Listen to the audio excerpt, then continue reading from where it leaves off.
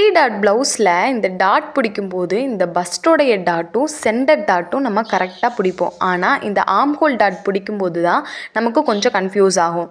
இந்த ஆம்ஹோல் டாட்டை எப்படி நம்ம கரெக்டாக பிடிக்கிறதுன்னு பார்க்கலாம். நான் இந்த மாதிரி பஸ்டோடைய டாட்டும் சென்டர் டாட்டும் பிடிச்சி எடுத்துட்டேன்.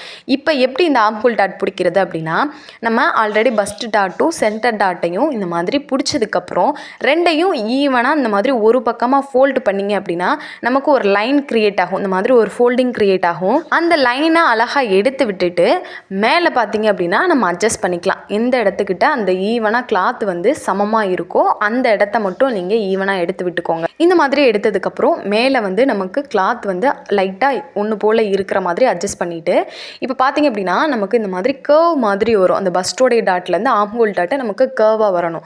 இந்த மாதிரி நம்ம எடுத்ததுக்கப்புறம் நம்ம அந்த பஸ்டோடைய டாட்லேருந்து எவ்வளோ அளவு கேப் வேணுமோ அதை நீங்கள் மார்க் பண்ணிவிட்டு இந்த மாதிரி ஸ்ட்ரைட்டாக ஸ்டிச் பண்ணிவிட்டு வாங்க.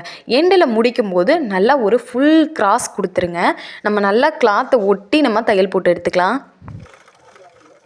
இப்போ இந்த மாதிரி ஸ்டிச் பண்ணி முடிச்சதுக்கப்புறம் நம்ம பார்த்தோம் அப்படின்னா நமக்கு ஒரு பர்ஃபெக்டான கப்போட ஷேப் நமக்கு கிடச்சிரும். இந்த மெத்தடில் தான் நம்ம ஆம்ஹோலோட டாட்டை பிடிக்கணும். இந்த டிப்ஸ் உங்களுக்கு பிடிச்சிருந்தா ட்ரை பண்ணி பாருங்கள்.